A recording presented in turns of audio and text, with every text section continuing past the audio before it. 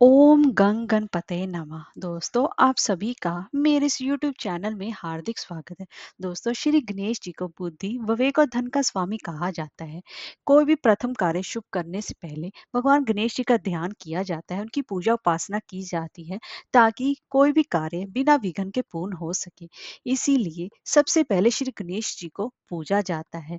और वैशाख मास का पावन पवित्र महीना चल रहा है और वैशाख के मास के महीने में गणेश जी की कहानियां भी सुनी जाती हैं। तो दोस्तों, आज की इस वीडियो में मैं आपको वैशाख मास में नित्य सुने जाने वाली कहानियों में से एक आज मैं आपको गणेश जी की कहानी सुनाने जा रही हूँ। तो चलिए वीडियो शुरू करते हैं। दोस्तों, अगर आपको हमारी ये वीडियो अच्छी लगी हो तो लाइक शेयर और सब्सक्राइब करना ना भूलें और कमेंट बॉक्स में जय श्री गणेश अवश्य लिखिए। तो चलिए वीडियो शुरू करते हैं।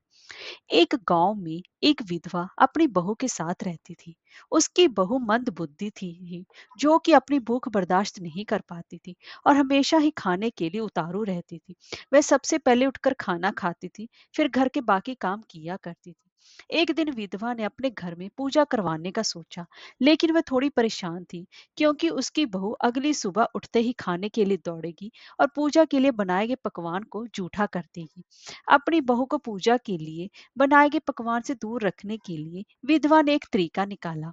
पूजा वाली सुबह उसने एक मटका लिया और उसके नीचे एक छेद कर दिया और अपनी बहू से बोली कि आज पूजा है, इसीलिए खाना खाने से पहले पानी भर के ले आओ। बहू भी चलाक निकली।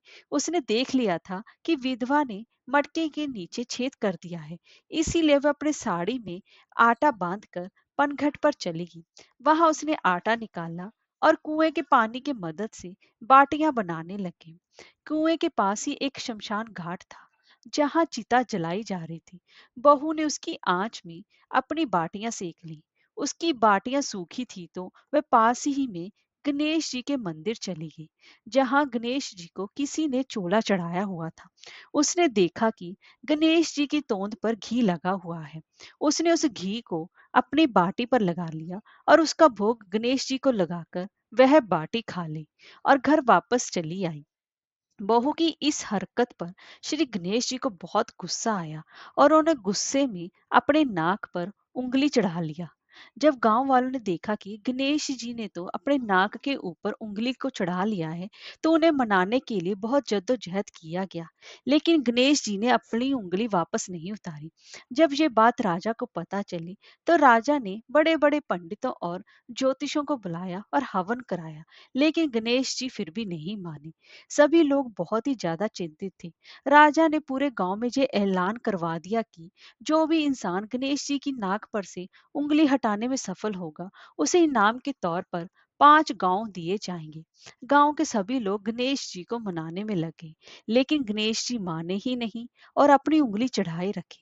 अंत में विधवा की बहू बोली कि अगर सब उसे आज्ञा दे तो वह गणेश जी की उंगली हटा सकती है।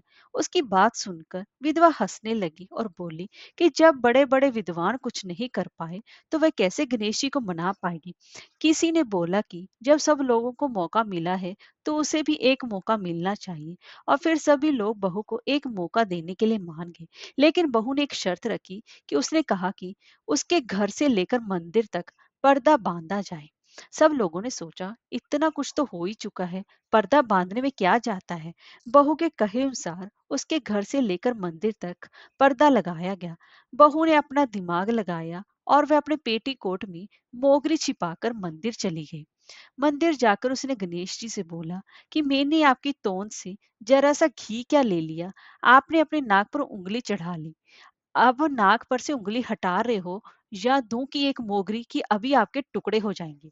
बहू की ये चेतावनी सुनकर गणेश जी थोड़ा डर गए और उन्होंने सोचा कि ये तो पूरी पागल है, कहीं सच में ये मुझे मोगरी ना मार दे। गणेश जी ने बिना सोचे समझे अपनी नाक पर से उंगली हटा ली, जिसे देखकर कि गांव वासी खुश हो गए और बहू का जयकारा करने लगे। राजा के ऐलान के मुताबिक बहू को 5 गांव इनाम में दिए गए। यह कथा सुनकर लोग भगवान गणेश जी से मांगते हैं कि वह भी उस बहू की तरह सबकी बात मान जाएं और उनकी मनोकामना पूरी कर दें। हे गणेश भगवान, जैसे आपने उस बहू की मनोकामना पूरी की, वैसे ही कहानी कहने वाले और सुनने वालों की सभी पर अपनी कृपा दृष्टि बनाए रखना और उनकी सभी की मनोकामनाओं को अवश्य ही पूर्ण करना। जय हो श्री गणेश महाराज की।